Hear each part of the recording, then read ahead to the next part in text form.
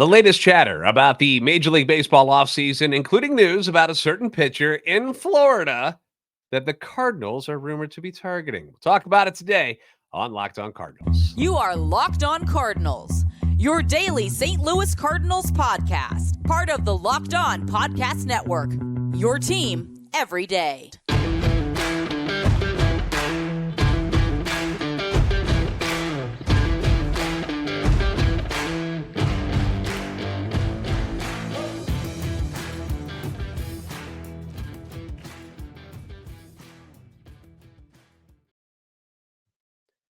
Hey there, Cardinals fans. I'm JD Hafford, and I'm a national radio sports anchor, born and raised in the Lou and a lifetime Cardinals fan. And I'm your host for Locked On Cardinals, part of the Locked On Podcast Network, your team every day. You can follow me on Twitter, X at JD Sports Radio. Follow the podcast at LO_Cardinals.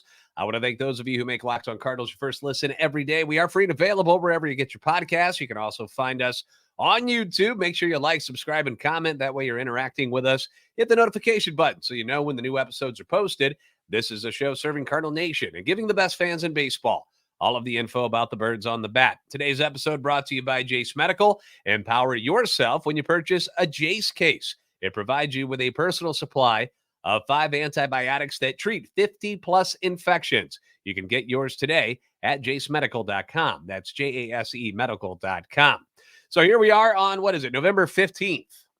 And we have yet to have any signings or anything of significance happen just yet.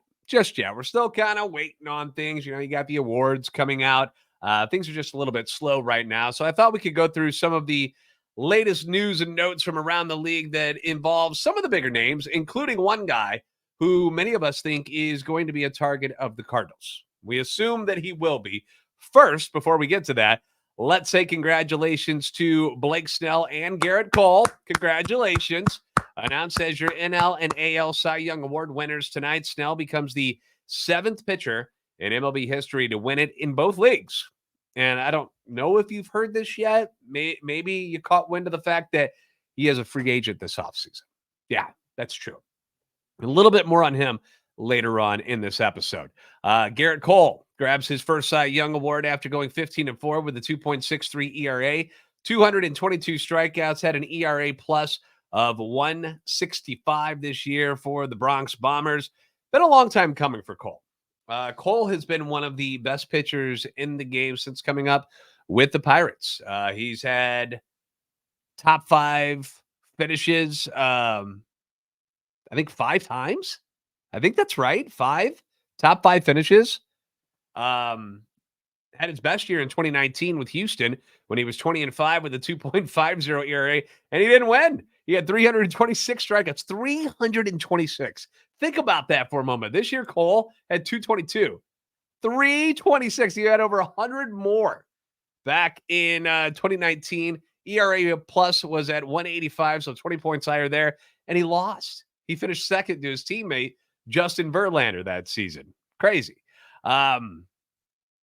Yesterday's show, we actually recorded that before the managers of the year were announced. So we do want to congratulate our guy, Skippy Schumacher, winner in the National League with the Marlins, and then Brandon Hyde from the Orioles and the AL, both very well deserved. And always nice to see other former Cardinals succeed. Get a little bit of love. We wish that they were getting the love while still wearing the birds on the bat, but you know that you are happy for Skip Schumacher to win that award with the Miami Marlins. All right, back to the Cardinals.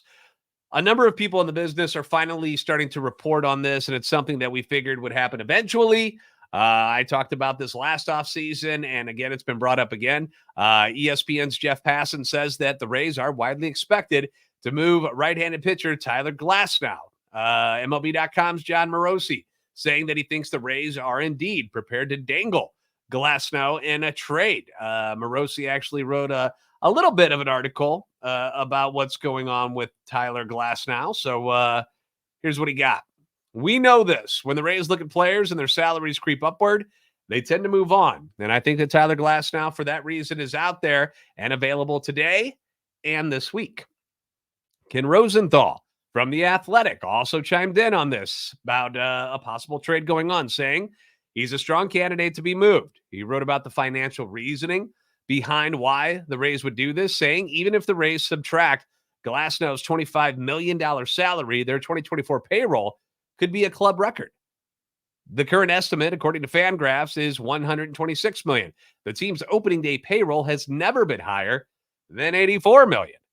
The Rays could shift payroll in other ways if they prefer to keep Glasnow, perhaps by moving outfielder Manuel Margot's $10 million salary. The suspension of shortstop Wander Franco, who was under investigation in the Dominican Republic for alleged inappropriate relationships with minors, could save the Rays part or all of his $2.45 million salary in 2024 and potentially more in the future because he had signed that big contract. He continues saying that the expected interest in Glasnow, however, could motivate the Rays to act. 30 years old, has only 1 year of club control remaining, but a team that acquires him this offseason would be eligible to make him a qualifying offer and obtain a draft pick if he departs as a free agent.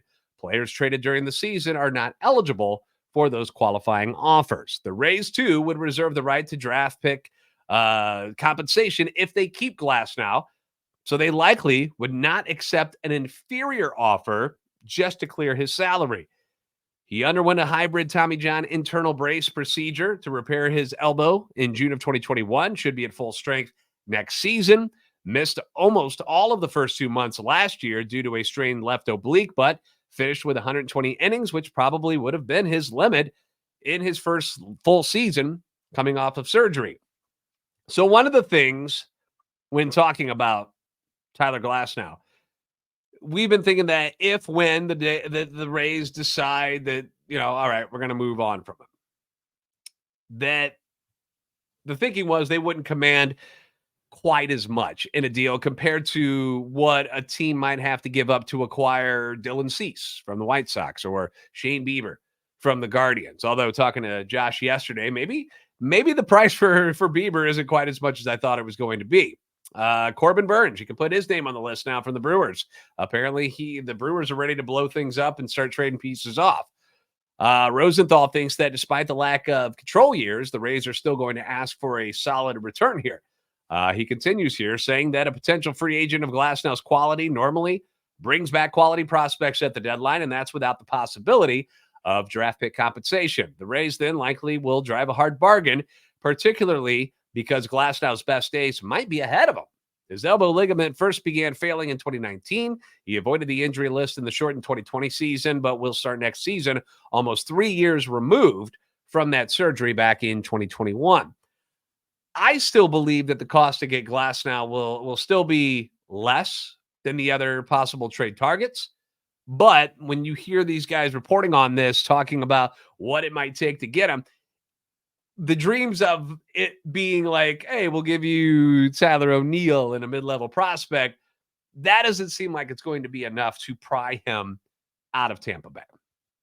Just doesn't feel like that's going to be enough. You're going to have to go further than that.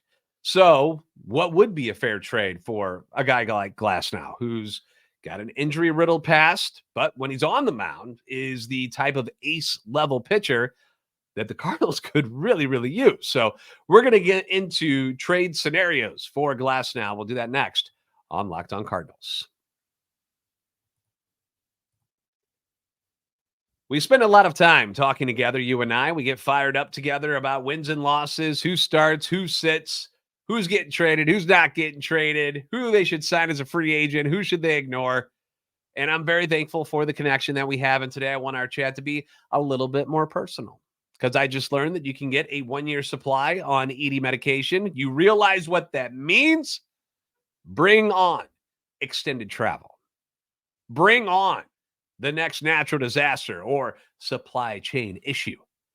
You are covered. You are covered, my friend. You don't have to worry about whether or not you can refill your generics for Cialis or Viagra. And this is possible because of our friends at Jase Medical. You can go online right now at jasemedical.com. That's Jase medical.com to receive your 12-month supply on your daily medication. And remember to use the promo code if you want to save some ducks. You want to save those ducats, man. Locked On. That's the promo code. LOCKEDON at checkout for a discount as well. Verified customer had this to say about Jase recently. I am thankful for this service. Supply chain issues caused me to cut my pills in half. I ordered most of my daily meds with a year's supply. I also ordered antibiotic kits. I feel secure now. Prices are lower than local pharmacies. I highly recommend this for everyone. So if you or someone that you love would, would like to enjoy a little peace of mind, and wouldn't we all? Have a little peace of mind by having us year supply of any daily med. Go to jasemedical.com to see if it's offered to you. And remember to use that promo code. Save yourself that money. Locked On, LOCKEDON, for $20 off your purchase.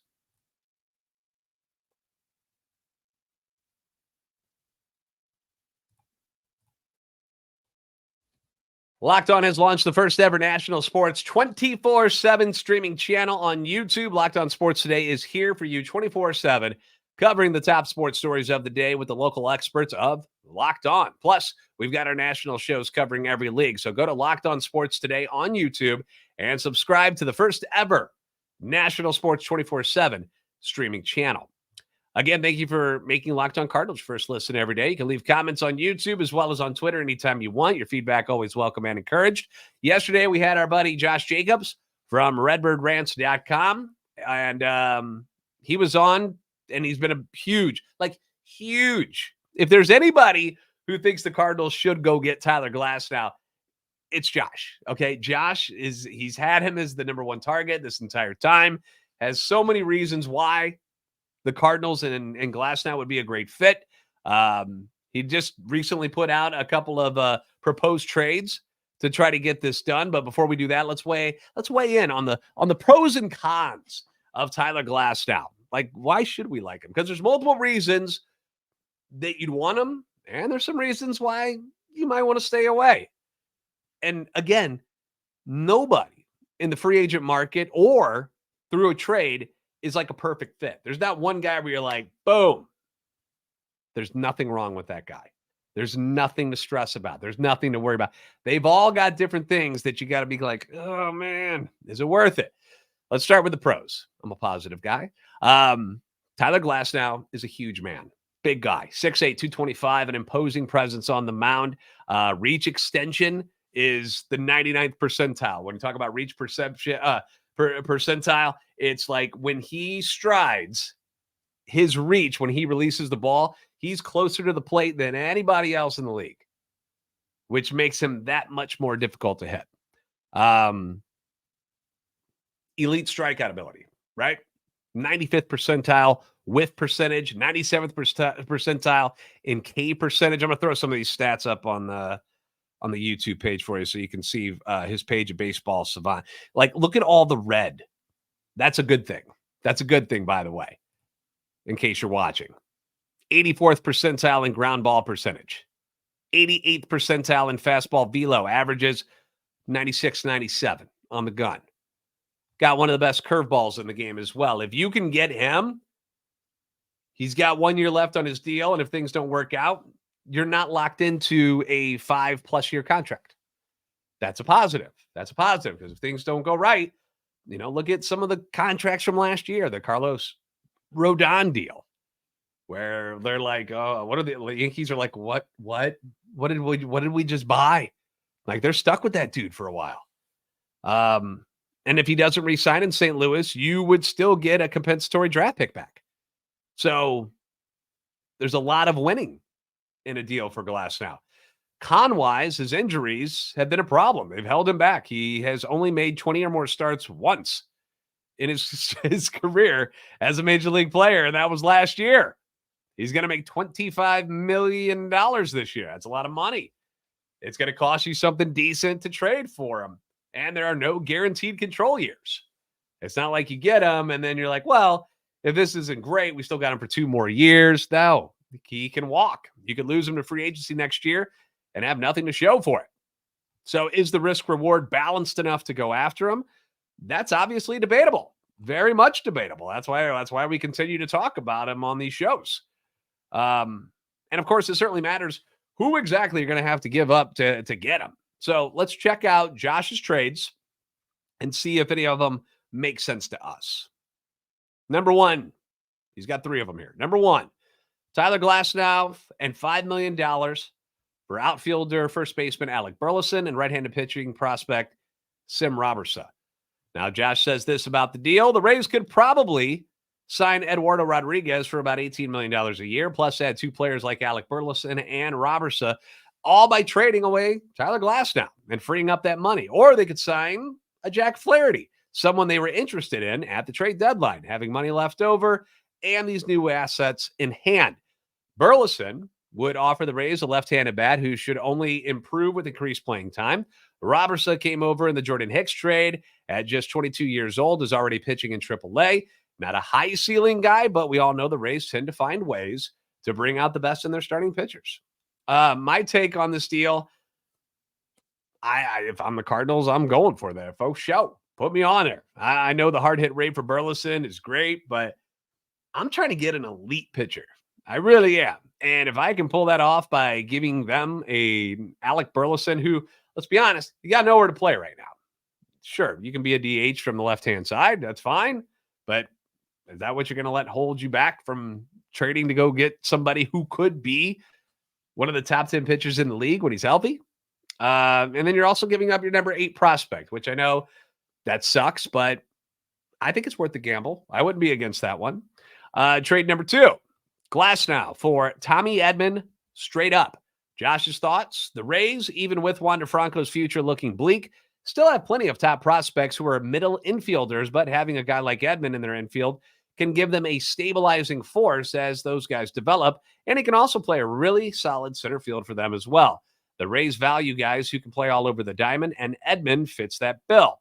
In typical Rays fashion, this is also a move towards the future as Edman is under team control through the 2025 season. From the Cardinals' perspective, losing Edman would be hard, as that's putting a ton of pressure on Mason Wynn to run with the shortstop job, but I think he can handle that. Sprinkle in the face, or it should be the fact, I think I mistyped that. Sprinkle in the fact that Donovan can play there in a pinch, and Thomas Jase is knocking on the door of a Major League Baseball debut, and I think it's risk worth taking. As for center field, Lars Newbar can start there every day. Dylan Carlson is still around, provides depth there, and it's likely that we see Victor Scott II take over out there in the very near future. My personal take on this one, we all love Tommy Edman, right? We all think he's great. Guy does just about everything well. And then this year, he added another dimension to his resume by being able to pull off playing center field at a very high level. It's not like he was just kind of, he's all right out there. He was really, really good. Shockingly, really, really good in center field. Trading him would not be a popular move.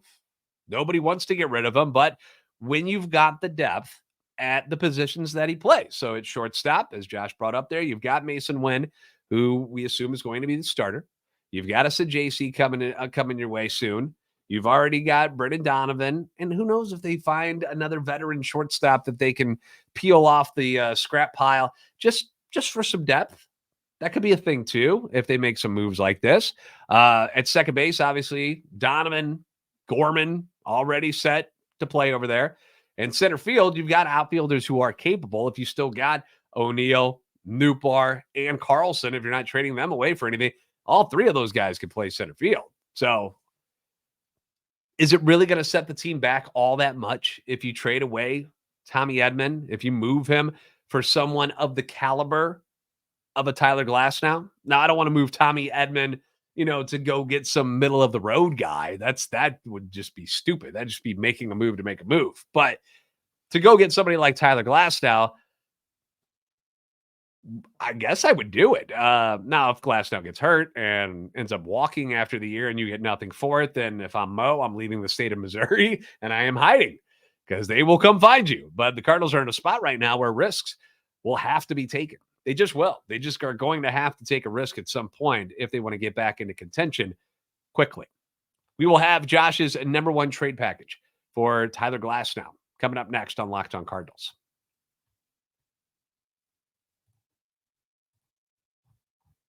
Score early this NFL season with FanDuel, America's number one sportsbook. Right now, new customers, you're going to get $150 in bonus bets with any winning $5 moneyline bet. That's $150 if your team wins.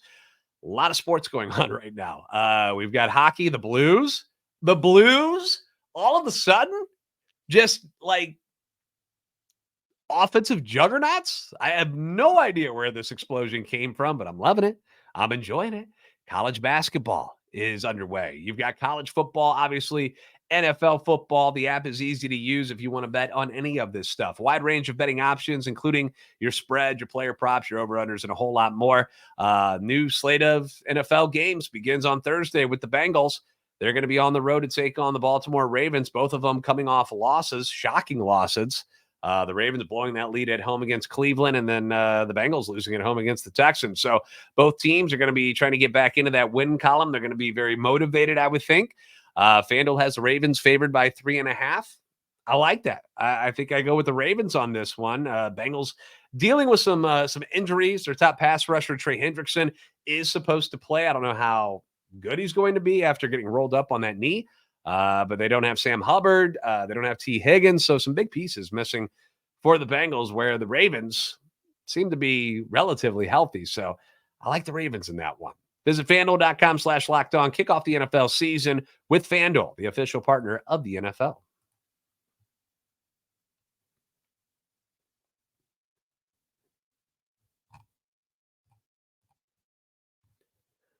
Locked On has launched the first ever national sports 24/7 streaming channel on YouTube. Locked On Sports Today is here for you 24/7, covering the top sports stories of the day with the local experts of Locked On, plus our national shows covering every league. So here's what you do.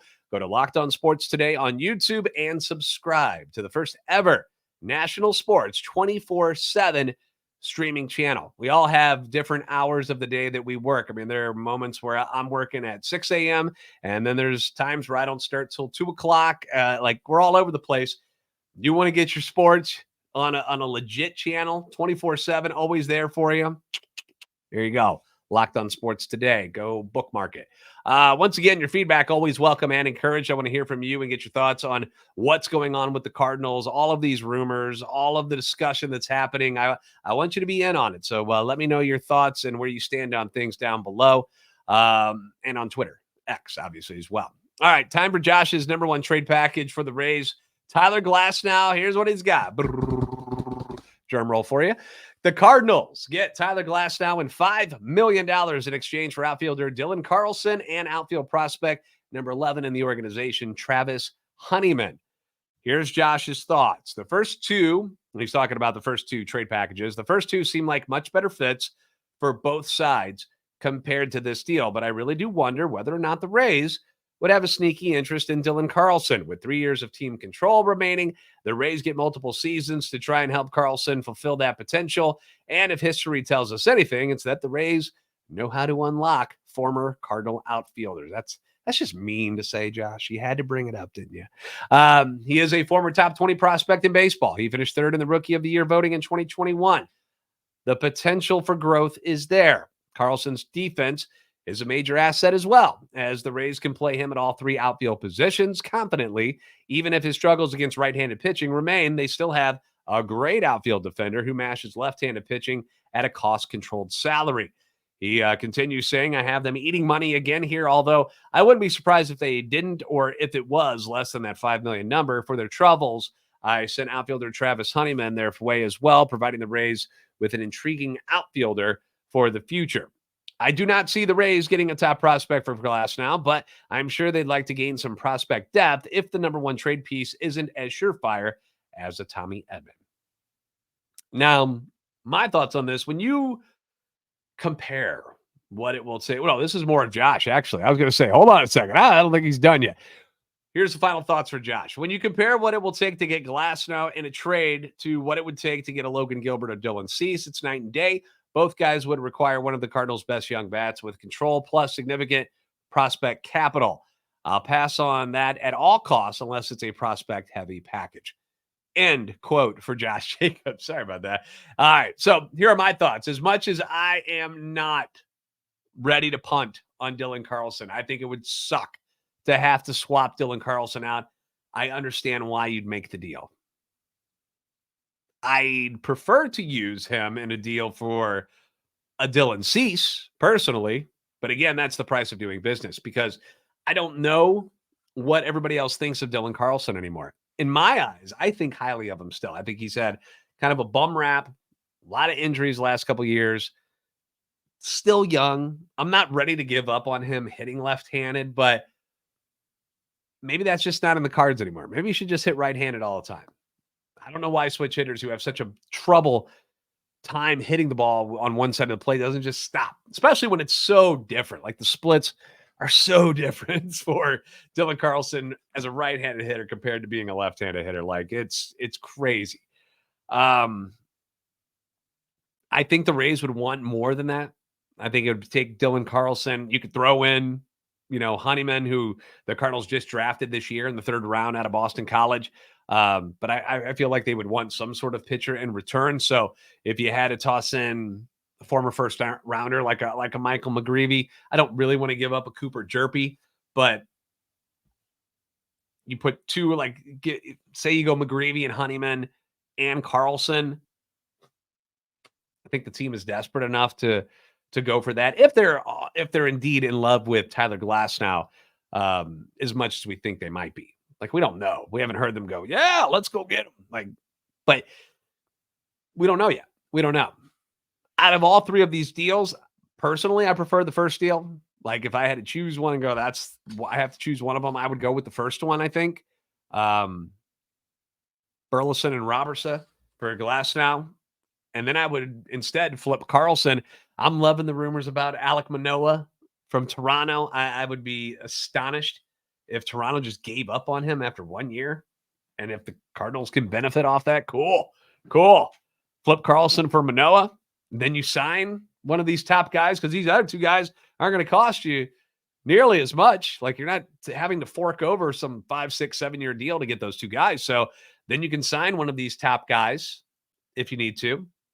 And then I think you're kind of in business if you're able to pull that off. One of those guys could be Blake Snell. Blake Snell, your NL Cy Young Award winner, just announced tonight. But recent reports don't really have the Cardinals brought up when talking about Snell. John Heyman, on the newly crowned NL Cy Young Award winner, says that the greatest interest is currently coming from, shocker, the West Coast, with the Dodgers and the Giants both in the mix for Snell in addition to the Padres. He also hasn't ruled out the Phillies. No mention of the Cardinals at all in his report. Snell just gives me the vibe of a West Coast guy. And I feel like he was a decent fit in San Diego as far as personality and everything. But apparently San Diego, and first off, their owner just passed away, which is crazy. Like, wow, that was crazy. I had no idea he was dealing with any sort of illness. So thoughts and prayers for them. But I guess they're going to try because they want to keep Juan Soto, I guess. They're not above trading Juan Soto, according to the rumors. But maybe Blake Snell doesn't fit for them anymore as far as what they want to spend money-wise. They kind of went all in the last couple of years and they haven't gotten anything out of it. So he also mentions, John Heyman does, that the price tag for Snell could be landing in the neighborhood of the deal that Steven Strasburg got from Washington, which, if you remember, 7 years, $245 million. And if that is the case, if that's what Snell's going to be able to pull, I wouldn't expect the Cardinals to be sniffing around him for very long at all. And that is not the reports that we were getting early on, where people were thinking 5 years, 125, somewhere in that vicinity, which was much more easy to swallow. If you're a John Mozeliak and if you're a Cardinal fan, you're like, 5 years, I think I could do that. But 245, that is, whew. And if that's where the price tag goes for some of these big guys like a Nola and a Snell and Yamamoto, who's going to be commanding probably close to 200, I just don't see the Cardinals getting in on those. I think the trade route is going to make a lot more sense. They can get more bang by making a deal that way than trying to outbid some of these huge markets. Because every time you hear one of these guys brought up, it's like, oh, Giants are in on these guys. Like every single dude you hear about. The Dodgers, they're in on all of them. The Yankees went in on all of them. The Phillies, if things go south with Nola, are going to go and try to get one of these other big guys as well. So I just, it's going to be difficult for the Cardinals to get any of those guys. So trades seem to be the route they might be heading.